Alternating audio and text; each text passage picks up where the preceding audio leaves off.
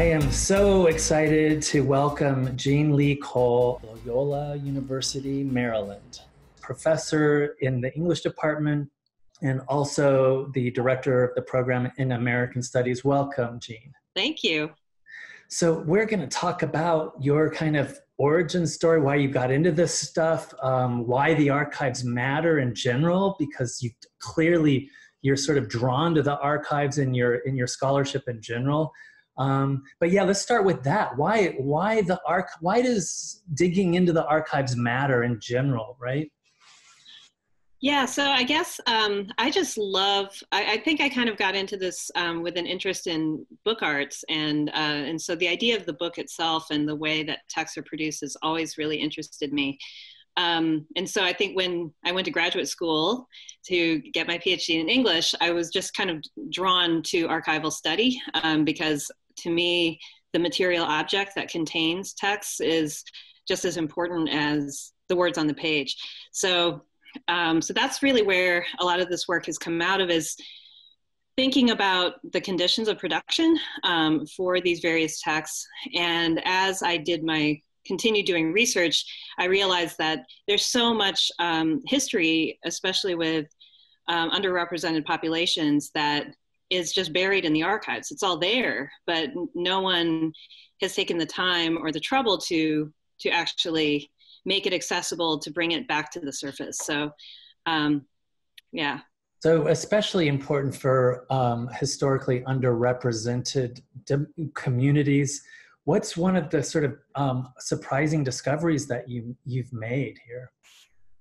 Well, I would say, with my early work on Winifred Eaton, I spent a lot of time just paging through periodicals, and there were already bibliographies of her many publications, but over a period of about 10 years, I found about 100 more short stories and nonfiction pieces that had been published in mainstream magazines that had just never been seen again, because people just hadn't taken the time to just flip through the pages. So that was one really eye-opening kind of realization, was that the stuff is just right there. You just have to take some time and show up to the archive and look.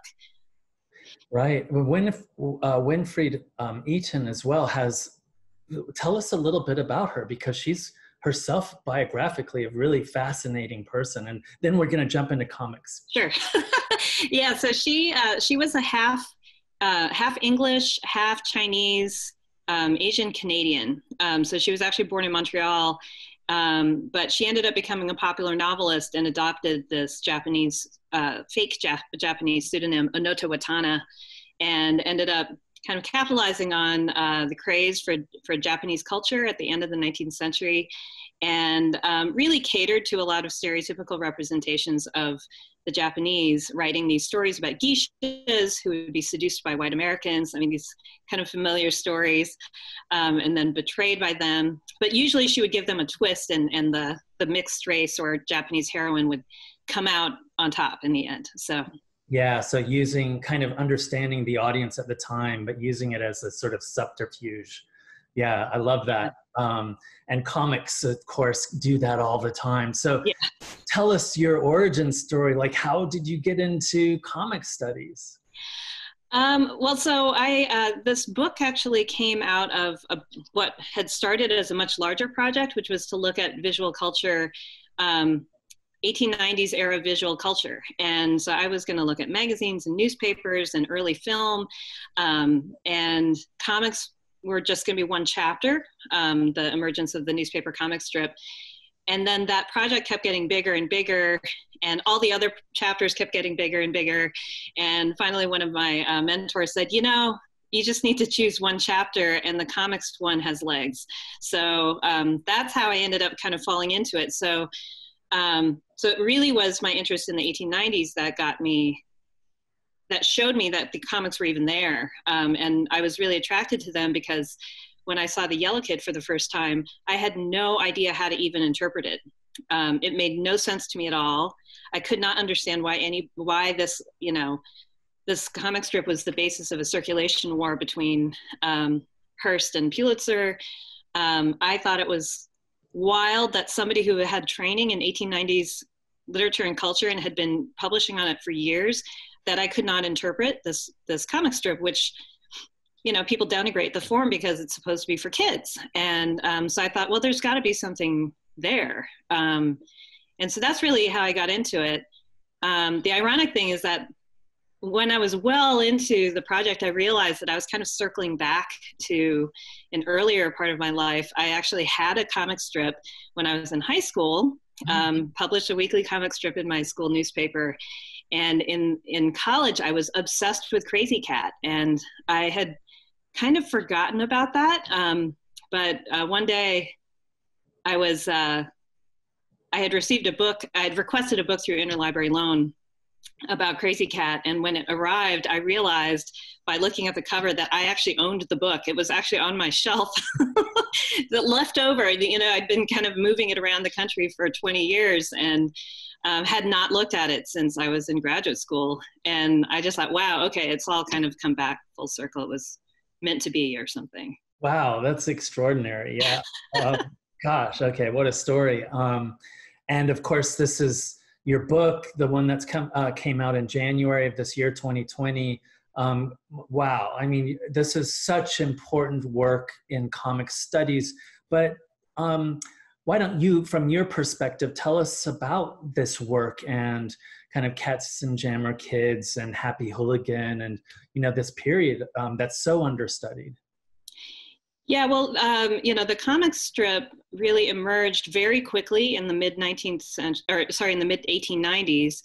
And what is really surprising when you look at the newspapers themselves is how quickly the transition was made from the, you know, the humor supplements and the humor magazines, the joke magazines like Puck and Life and Truth, how quickly they evolved into the multi-panel the two-strip or the two-row comic layout. And in terms of the archive, I mean, when I started the project, these strips were very, very difficult to find because many university libraries and archives themselves just didn't keep these ephemeral publications. You know, in part because daily newspapers, to keep those would have just required so much space that it was not possible. So it was really hard to find them at first. I mean, I mostly relied on like collectors and who just put up web pages and things like that. But then by the end of the project, first of all, the Billy Ireland Cartoon Library and Museum is super accessible. And so I spent a couple weeks there a couple years ago. And they have so much stuff there, which was amazing to me.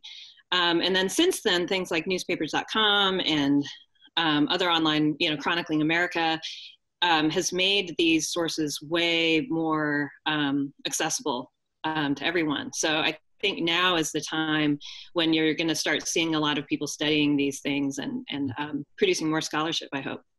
You know, this is a formal question, Jean, but when we did move to the 6-panel narrative, did you notice a kind of expansion of possibility for storytelling? If that makes sense. Oh, yeah, that's a really good question. I would have to say no. Okay. I think there was yeah, this is where I think the formulas became really rigid. I mean, the project, and so my book goes through, you know, the late 1910s. So it ends in 1920, but I think, you know, what's interesting is I think some of the later strips that I look at, like Krazy Kat, which emerged in the 19-teens, you know, I think the most innovative Krazy Kat strips are either the, you know, the single panel, the small single panel ones, or the full page Sunday strips. And so I think he kind of took that back from some of the earlier full page Sunday comic supplement strips. Really interesting. Yeah. I've always wondered if constraints on the form in terms of publishing space you know, does lead to greater creativity or kind of limitations. But it sounds to me like they were finding ways to actually enhance creativity, right, within those constraints. How the other half laughs, and I keep confusing that with how the other half lives. But what are some like discoveries, some surprises that, you know, you've already talked a little bit about the work, but was there something that just like, wow, I had no idea? Yeah, so there are probably two things that really that I would point to. One is my discovery of George Lukes as a comics artist. One of his strips is actually reproduced on your slide. I knew him as a painter, actually. And so when I stumbled upon a footnote somewhere, a mention that he had taken over from R.F. Outcall on The Yellow Kid, and I was shocked. And you know, he's always dismissed in comic studies as being, you know, just the substitute after Outcall got hired away by William Randolph Hearst. But I actually think his strips are quite interesting, especially when you think of how they contributed to his evolution as a painter. At the same time, when you read art history, art historical scholarship on Lukes, they completely dismiss his comics work and his illustration work, and they don't even want to talk about it. And so to me, it was really interesting that here was this person, and this happened over and over in the book, was to find people who actually had one foot in comics and one foot in what you might think of as fine art or literature. And that they were in both worlds at the same time, but the scholarship has really diverged. And so, you know, if they're talked about in scholarship in both fields at all, there doesn't seem to be a connection made. That, you know, the same person is producing this work at the same time, you know, so there must be some relation. But Lukes, I thought, was really interesting because he, you know, he was a multi-talented guy. I mean, he also participated in a lot of theatrical kind of, he was a performer. He was also in blackface minstrel shows and things like that. And so just thinking about all the ways that these different forms of cultural production kind of merged together, that was probably one of the major discoveries in doing the research for the book. This is maybe a leap for you or for me, but I'm wondering, like, it seems like a real kind of epic of tremendous cross-pollinating creativity. In many ways, we seem to be living that moment today as well. But do you see any parallels in terms of culture or in terms of what's going on? You mean what's going on today? Yeah. I wonder if it's always been going on, you know? I mean, I guess that's what I wonder is if it's just the way that academic disciplines have evolved that want us to kind of separate the artists from the writers, from the pop culture people, you know, from the performers. And you know, and I think now we're actually starting to be able to see these connections, maybe because of our present moment. You know, where you have people who actually who work in many different fields at the same time. Yeah, because like another figure who I talk about is actually the editor of the comics page. He was the editor of Hearst comic pages for over 20 years.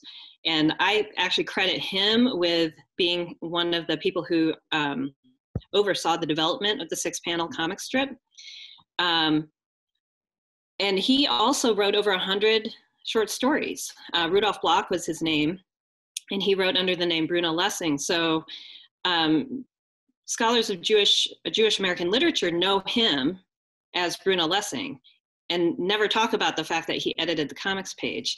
But and then the comics people all dismiss him as being kind of this, you know, terrible boss who, you know, who forced all the comics artists to use this very rigid format.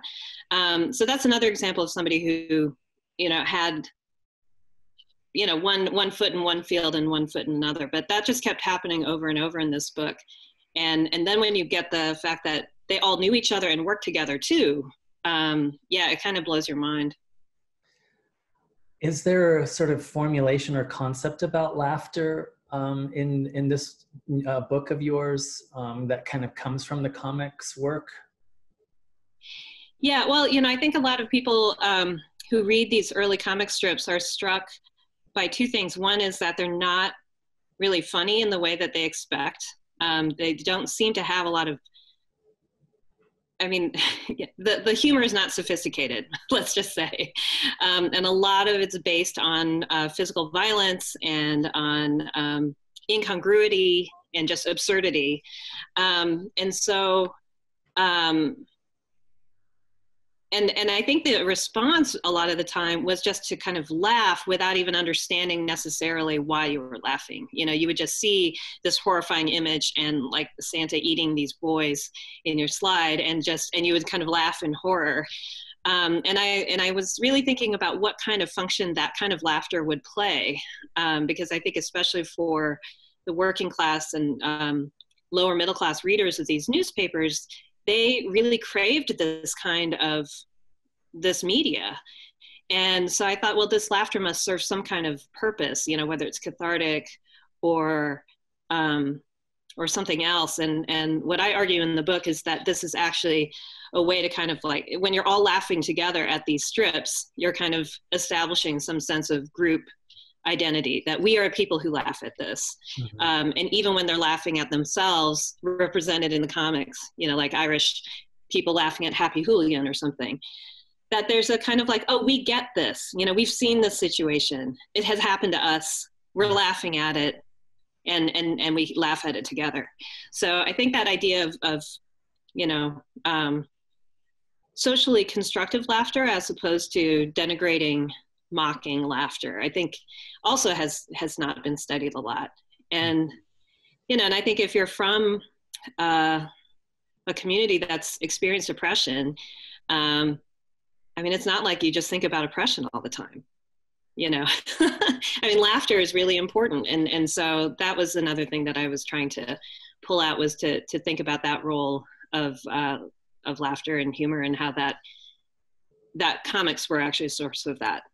So important. Yeah. So when you kind of bring this stuff into your classrooms, tell us, share with us, if you don't mind, some of the kind of trademark teaching methods. Well, you think that, I guess, graphic narrative native, that generation, I don't know if we would call them that, but, I mean, the kids who are in college now, I mean, they've been around graphic narrative their whole lives in one form or another, but it's striking to me that they actually don't know how to really read it. I mean, it's just like reading any kind of text. And so I often bring in, I think as most of us do, Scott McCloud, but I also bring in Thierry Gorenstein to kind of look, especially with his concept of braiding, to think about how we can read comics not just as the words on the page or as the plot as it takes place, but the way that the images are actually juxtaposed within the page, across the page, and then throughout the whole narrative. So I do teach Fun Home fairly frequently, and I think that concept of braiding is really useful in talking about that work, because there are recurrent images and compositional strategies that she uses that help you create parallels and associations throughout that narrative. Yeah, and then I also use battle lines, which is a kind of graphic history, I guess you could say. I guess that's what they call it, graphic history of the Civil War. And I actually used that in a course on the Civil War in American literature. I mean, I mostly teach literature courses. I actually don't teach any courses that are just on graphic narrative. And I ended up using this in lieu of a history book for that class. And initially I thought, well, I just don't have time in my syllabus to ask them to read all this history that they really need to know in order to understand the literature. But the students just love this book because especially in conjunction with teaching them how to actually read the visual elements, juxtaposed with some of the more text-heavy pages where Federvorm and Kelman are actually explaining the history, that they were able to get this super nuanced and affective kind of understanding of the Civil War that I think they would not have from reading most historians. And I don't mean this as a knock on the historians, but Totally get it. I'm the same way. I'll do the imperfect history that Ilan Stavans and Lalo Alcaraz. I'll sometimes teach that, or I'll teach the Latino USA.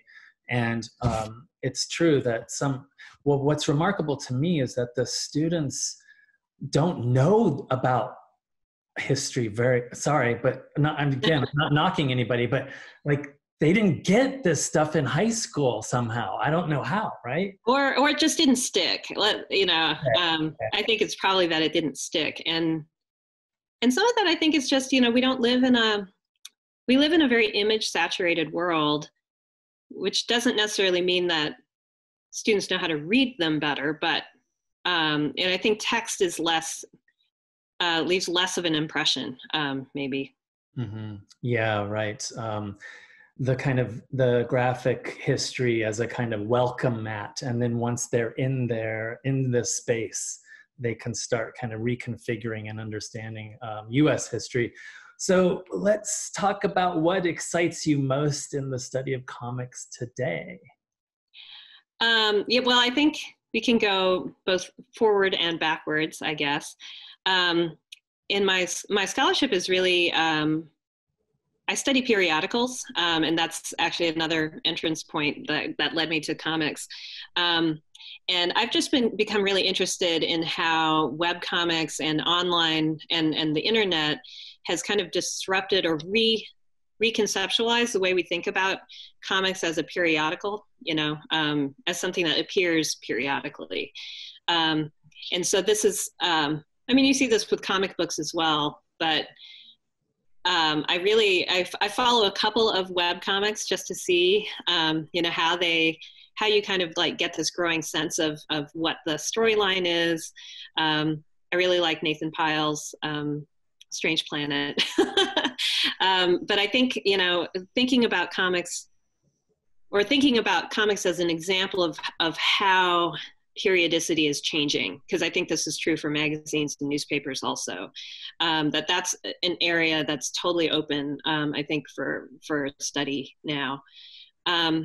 Reaching back, there is I mentioned this at the beginning, but there's so much early comics history that really needs to be mined, organized, talked about, and processed, because I think for so long comics were just dismissed as being pop culture, and pop culture didn't really become a respected area of study until well after the newspaper comic strip period. The interesting part of the newspaper comic strip period, I think, had ended decades earlier. So there are tons and tons of these strips that haven't been talked about and really show interesting angles on culture of that time. And so I think they're a real historical resource that could be tapped further. There's also just a ton of immigrant and Black periodicals that have comics, I'm sure, that we just haven't found yet. So that's an area that I'm really interested in pursuing as well. Right, absolutely. Yeah, it's been historically an important space for Latino creators as well. Early creators like with Gordo and other comics. And of course today, Lalo Alcaraz is one of our kind of premier, comic strip creators, especially satirical, political comics. So exciting, so rich. Web comics, periodical, comics is periodical. Jean Lee Cole, Loyola University, Maryland. Professor, beloved teacher, scholar, courageous archivist. Thank you for joining me today. Yeah, thank you for having me.